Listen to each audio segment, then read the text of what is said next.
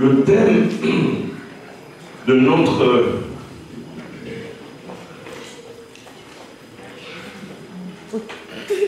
séminaire, c'est avec ça que je vais écrire. C'est l'évangile du royaume.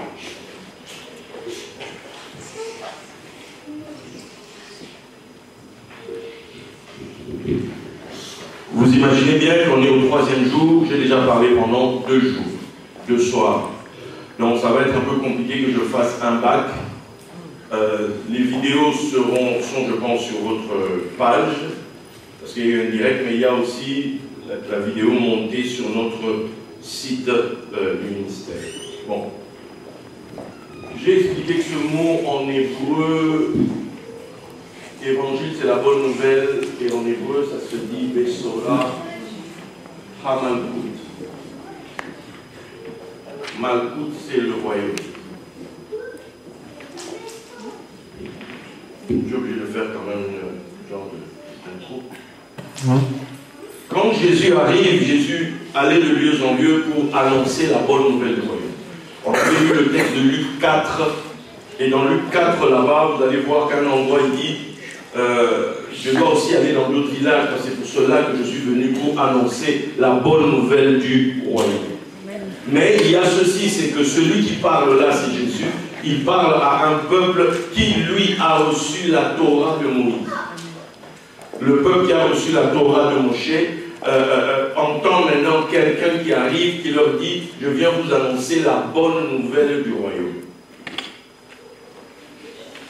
Quelle est la différence entre les deux? Ce monsieur s'appelle Jésus, ou bien s'appelle Yehoshua, c'est Josué en fait. Ce nom de Jésus, c'est Josué.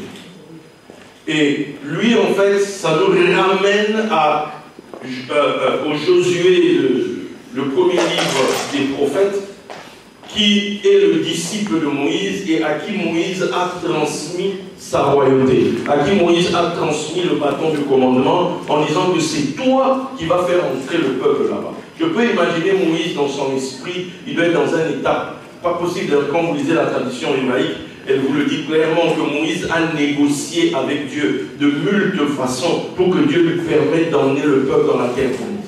Parce que vous imaginez quand vous êtes homme de Dieu, que vous prophétisez sur les gens, Moïse lui-même l'a dit, on sait si vous êtes un vrai prophète à quoi? À l'accomplissement de la prophétie. Amen. Or, voici quelqu'un qui a sorti des gens de l'Égypte, et là il se retrouve, lui il va mourir dans le désert, les gens ne sont pas entrés dans la terre promise. Il a même dû, malgré lui, donner une partie d'héritage à 2 tribus et demie de ce côté-ci du Jourdain. Mais ce n'est pas ça le contrat. Le contrat, c'était que le pays, c'est de l'autre côté. Amen. Amen. Et Moïse va devoir s'arrêter alors que ce qu'il a annoncé n'est pas encore accompli. Ce qu'il a dit aux gens, ce que les gens attendent n'est pas encore accompli. Et là, Dieu dit, établis Josué. Et donc, Moïse meurt. Donc, quand vous lisez Deutéronome 34, vous voyez que Dieu le fait monter au sommet d'une montagne, il voit le pays, etc. Et ce fut là que mourut Moïse. Et c'est l'Éternel qui l'a enterré. Mais comment est-ce que Moïse, on appelle la Torah, de Genèse à Deutéronome, on appelle ça aussi Moïse. Comment est-ce que celui qui a écrit la Torah peut aussi écrire sur sa propre mort? C'est là que la tradition d'Israël nous dit que ce n'est pas Moïse qui écrit à partir de là. Là, c'est Josué qui écrit. Parce qu'il est son disciple, c'est lui maintenant qui rajoute cette portion. Et dans cette portion, vous allez voir qu'à la fin, on dit il n'y a point paru d'autres prophètes comme Moïse. Parce que lui, en tant que son disciple, il faut qu'il glorifie son maître. Il faut qu'il élève. C'est vrai qu'il ne nous a pas fait entrer, mais tout ce qu'il a dit, toutes les choses que Dieu a accomplies avec des choses extraordinaires. En fait, Josué, son rôle va être d'accomplir Moïse. Amen. Son rôle va être de réaliser ce que Moïse n'a pas réalisé, mais qu'il a annoncé. Amen. Voilà pourquoi le Josué de la Bible, il est l'ombre du véritable Josué. Et ce Josué-là, c'est Yehoshua, il dit Jésus en qui nous avons cru. Et lui, quand il vient, il dit je ne suis pas venu abolir la Torah. Amen. Je ne suis pas venu abolir la loi. Je ne suis pas venu abolir Moïse, mais je suis venu l'accomplir. Amen. On ne peut pas séparer Josué et Moïse. On ne peut pas séparer Jésus et Moïse. On ne peut pas séparer l'évangile et la Torah. On ne peut pas. Parce que l'un est là pour accomplir l'autre. Et l'autre donne le contexte du travail de l'autre. Amen. Ce sont des Dupont, ils marchent ensemble. Quelqu'un me comprend? Amen. Et c'est là le grave problème que l'Église a. L'Église, depuis le concile de Nicée, s'est séparée d'Israël. A dit que tout ce qui concerne Israël ne nous concerne pas. Ils ont tué le Seigneur. D'où tout ce qui est Torah, niet. Alors que non, en fait. Voilà pourquoi l'Église s'est perdue. On est tombé dans un système politique, on est tombé dans un système religieux, et au fil des années, on a perdu l'énergie, on a perdu la puissance, on a perdu cette main de Dieu, cette main miraculeuse. Parce que cette main miraculeuse est dans Moïse. Amen. Il n'y a point paru de prophète que Dieu utilisait comme ça, par des signes, des prodiges, des miracles. Dieu s'est révélé à son peuple. Il dit, je suis ton Dieu, depuis le pays d'Égypte. Amen. Quelqu'un m'écoute là? Amen. Je vais l'introduire pour que vous compreniez d'où on va, d'où on vient et où on va. Moïse va dire des choses dans le livre de Deutéronome, qu'on appelle Devarim. C'est un livre où Moïse va commencer à parler pratiquement combien? Moïse meurt le 7 Adar, si je ne me trompe pas, le 3 ou le 7 Adar. Non, le 3, je pense. Moïse meurt, mais il a commencé à parler, le texte de Deutéronome, le premier Shevat. Donc quand on compte les dates, je pense qu'il a dû faire 33 jours, un truc comme ça, où il ne parlait que de ça. Mais il annonçait, il disait, quand l'Éternel vous fera entrer, il y avait toujours une parole. Garde-toi d'oublier l'Éternel qui t'a fait sortir du pays d'Égypte. Il ne dit pas l'Éternel qui a fait les cieux et la terre. Il dit l'Éternel qui t'a fait sortir du pays d'Égypte. Parce que là, on spécifie bien quel est le ministère qui est en action. Amen. Quelle est la chose? Très souvent, tu viens de quelque part où on avait dit des choses sur ta vie. On avait prophétisé des choses sur toi. On avait décrété des choses sur toi. Et puis ta vie a pris une tournure, tu as voyagé, tu as dit, je ne sais pas, je ne sais pas pourquoi je dis ça. Tu es parti, je ne sais pas où. Maintenant, tu vis des choses qui en fait avaient été déjà annoncées dans le passé. Mais maintenant, nous, on a tendance de vivre désormais ici. Alors que ton ici vient de là-bas. Donc, si tu oublies le là-bas, tu ne dureras pas dans ici. Donc tu dois toujours en réalité ne pas oublier celui qui t'a fait sortir du pays d'Égypte. Il ne dit pas, garde-toi d'oublier celui qui t'a fait traverser le Jourdain. Il dit, garde-toi d'oublier celui qui t'a fait sortir du pays d'Égypte. C'est très important à comprendre. Tout ça vient d'où? Tout ça vient d'où? Donc, il y a d'un côté Moïse, mais Moïse s'achève avec un deuil. Deutéronome s'achève avec un deuil. Moïse est mort. Moïse est mort. Le peuple s'est arrêté, c'est le deuil. On a chanté en sortant d'Égypte. Myriam nous a emmenés dans les champs. La prophétesse, comme on a vu ici, ils ont dansé, ils ont emmené le peuple dans la louange. Mais, Deutéronome se termine, on est en deuil. Moïse est mort. Maintenant, Josué est là. Comment ça va se passer? On dit, Josué, c'est toi qui vas le faire entrer là-bas. Et c'est là où l'Église prend sa place. Parce que nous, on a hérité de ce nom. Amen. Prophétiquement, c'est là où on est. Le nom de Jésus. Le nom de Yehoshua. Yeshua. C'est là où on est. Maintenant, nous, là où on est, là, c'est pour vivre quoi? C'est pour vivre l'accomplissement de toutes les promesses. L'accomplissement de la Torah. Voilà pourquoi il y a la croix. À la croix, il dira, tout est accompli. Mais qu'est-ce qui est accompli? Amen. les Écritures. Amen. Ce sont les Écritures. C'est-à-dire, le Moïse là. Parce que, regardez, je vous allais voir quelque chose. Quand j'ai commencé ma marche, le Seigneur m'a donné deux choses, entre autres, particulières. La première chose qu'on m'a donnée, c'est Deutéronome 6. Je vais lire à partir du verset 10. Je pense que le texte que j'ai lu la première fois en venant prêcher dans cette église. L'Éternel, ton Dieu, te fera entrer dans le pays qu'il a juré à tes pères, à Abraham, à Isaac et à Jacob de te donner. Tu posséderas, de grandes et bonnes villes que tu n'as point bâties. Des maisons qui sont pleines de toutes sortes de biens que tu n'as point remplis. Des citernes creusées que tu n'as point creusées. Des vignes et des oliviers que tu n'as point plantés. Lorsque tu mangeras et te rassasieras, garde-toi d'oublier l'Éternel qui t'a fait sortir du pays d'Égypte, de la maison de servitude. Premier texte. On est dans Moïse là. Ouais. Deuxième texte dans Moïse. Lévitique 25. Lévitique 25, je vais lire à partir du verset 8. Tu compteras 7 Shabbats d'année, 7 fois 7 années, et les jours de ces 7 Shabbats d'année feront 49 ans.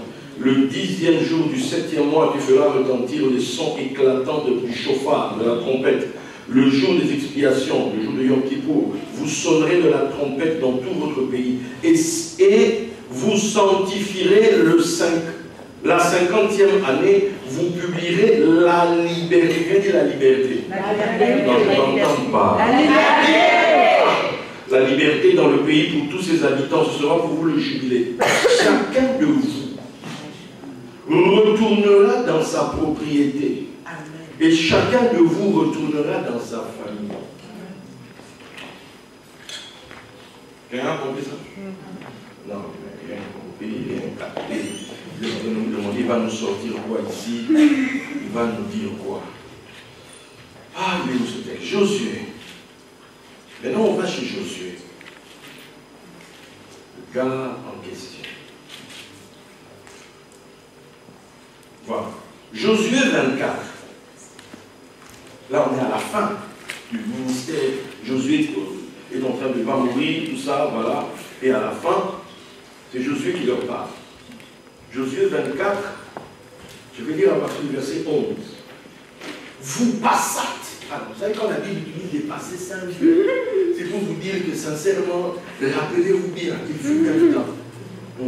Vous passâtes le Jourdain et vous arrivâtes, dans le français merveilleux, à Jéricho.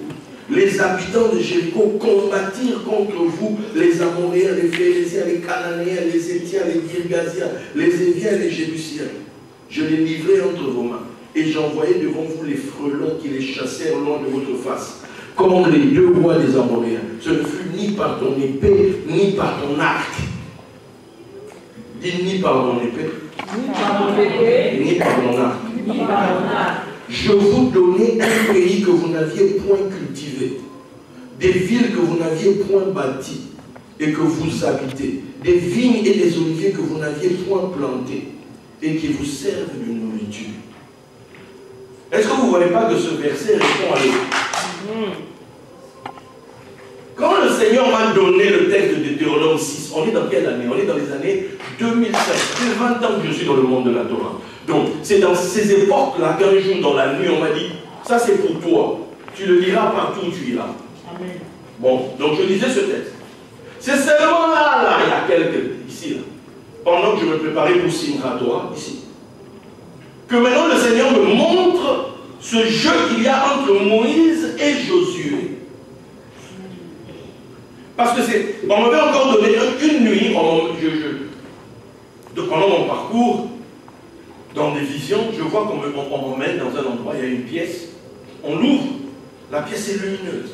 Il y a un vieux rabbin qui est assis, un vieux juif qui est assis. Il me voit, il sourit, il dit, ah, tu es arrivé jusque-là. Mais tu m'étonnes, parce que c'est pas facile d'arriver à passer d'étape en étape dans ce parcours. Il dit, écoute pour toi. Il ne refuse rien à la joie de sa Torah. Tu as entendu? Tu as entendu la répéter ça 3 fois. Tu as entendu dire oui. Pas. Depuis, c'était devenu une équation dans la tête. C'est quoi ça? Or, effectivement, bibliquement, il y a, en Israël, il y a une fête qu'on appelle la fête de Simchat Torah. Elle vient juste après le tabernacle. Quand le tabernacle se termine, le tabernacle fait 7 jours, on a Shemini Atzeret, c'est le 8e, et puis le 9e jour, c'est Simchat Torah. Simchat Torah signifie la joie de la Torah. Donc, le décodage est dans cette fête-là.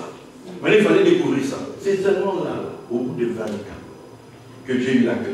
En fait, la clé se joue avec les 2 fiancés. J'ai parlé de ça le premier soir. Les 2 fiancés.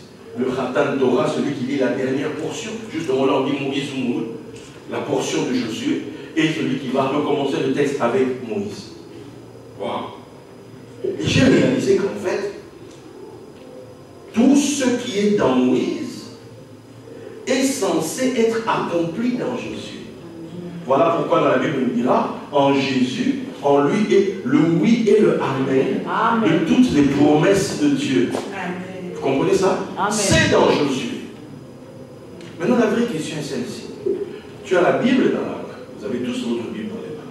Mais la vraie question est que les choses qui s'accomplissent, que vous allez voir se matérialiser, c'est des choses, j'allais dire particulières.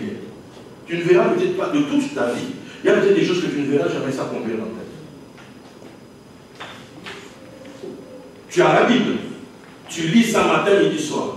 Mais il y a peut-être des choses qui ne s'accompliront jamais dans ta vie. De ton vivant, tu meurs aussi. Vous n'avez rien vu. Jean Gédéon qui dit, mais Seigneur, où sont les miracles? Où sont les choses dont on nous a parlé? Nos pères nous ont dit, mais Dieu est toujours là, oui ou non? Amen. Mais pourquoi on ne voit pas les choses?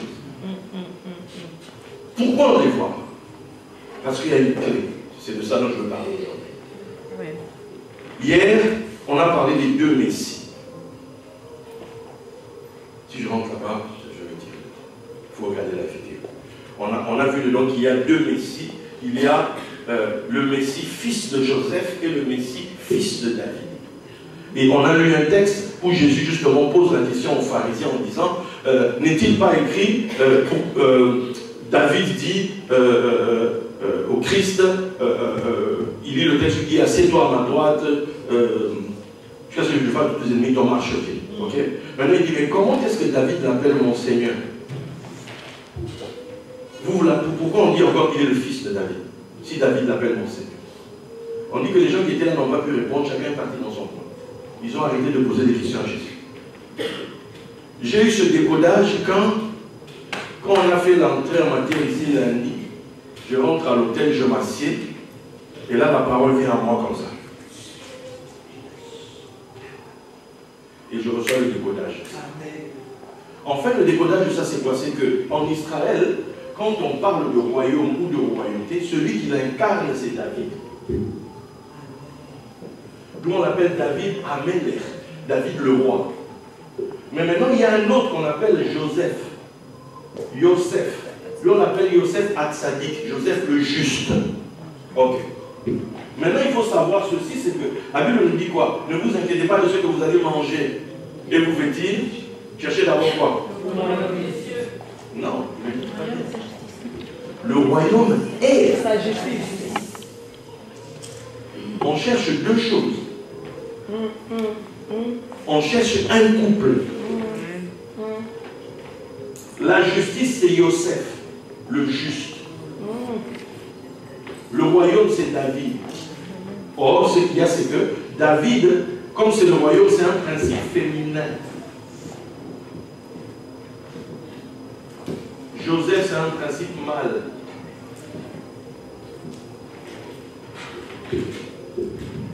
Quand on parle du royaume, on parle du monde physique, du monde matériel, du monde visible dans la pensée hébraïque. C'est ça en fait le Malkout.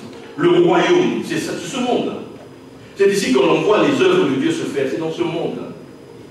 Mais le problème maintenant, c'est quoi? C'est que ce monde-là ne peut pas, toutes les femmes, excusez-moi, je veux le dire, mais toutes les femmes qui sont ici, entre celles qui, imaginons que vous n'avez jamais mis au monde.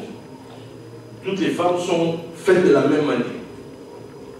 Elles sont potentiellement mères. Tant qu'un homme n'est pas venu, ou bien tant qu'une semence n'a pas fécondé, rien ne sort d'elle. Oui ou non? Amen. Rien ne sort. C'est la même chose avec le royaume. Le royaume est là avec toutes ses possibilités. Le monde visible est là avec toutes ses richesses. Il y a tout ce qu'il faut là. Mais tant qu'il n'y aura pas l'époux, voilà pourquoi on a lu hier Matthieu 25. Voici l'époux, allons à ça. Ce sont les 10 vierges, 10 c'est lié à Malkout, le royaume. C'est le principe du royaume en fait. Il faut quelqu'un, il faut l'époux. Il faut celui qui va arriver et qui va faire que le royaume se manifeste. Amen, amen. Pour lui. C'est Joseph. Le principe vrai. Est-ce que là maintenant c'est bon? Amen. Ça va? Amen. C'est important cette base. Pourquoi je vous dis tout ça? Parce que quand on parle de royaume, quelque chose nous est dit dans le livre des Romains. C'est très subtil. Si on ne fait pas gaffe, on ne le voit pas. Romains 14, verset 17. Car le royaume de Dieu, ce n'est pas le manger, le boire, mais la justice, la paix et la joie par le Saint-Esprit. Par le Saint-Esprit. Par le Saint-Esprit. L'ange Gabriel vient parler à une femme. Il lui sort tout le truc. Voilà, tu te tomberas enceinte de l'enfant qui naîtra. Il sera ceci, il fera cela. Il sera grand, il donnera le trône de David son père. Il régnera sur la maison de Jacob. Bla bla bla bla bla bla. La fille comme ça, waouh. Et puis elle dit, mais s'il te plaît, quoi? Comment cela se fera-t-il? Parce que je ne connais point d'homme. Ça se fait comment? Ah, excuse-moi, je t'explique. Le Saint-Esprit viendra sur toi. Il te couvrira de son ombre. La puissance du Très-Haut te couvrira de son ombre et la sainte chose qui sortira de toi sera appelée fils de Dieu. Ah, ok. Donc, on a d'un côté une femme, Marie, Myriam. Là, on sait ce que c'est. Myriam ici représente que le royaume. Ok. Maintenant, du royaume doit sortir quelqu'un. Le roi. Un royaume sans roi, sincèrement. Okay. Dans un royaume, ce sont des rois qui doivent paraître. Nous, on nous sommes appelés pourquoi? Pour posséder la gloire du Seigneur Jésus. Nous sommes appelés pourquoi? Pour régner dans la vie. Je vous ai dit hier que le grave problème, la grande illusion dans laquelle on nous a tous foutus, nous tous, moi y compris, au début de notre foi, c'est qu'on nous a dit qu'on était appelés pour aller au ciel. C'est anti-biblique. Tu as été appelé pour régner. Amen. C'est régner sur la terre. Amen. Tu es ici pour manifester Dieu. Amen. Parce que le ciel, tu le transportes. Amen, amen, amen, amen, amen, amen,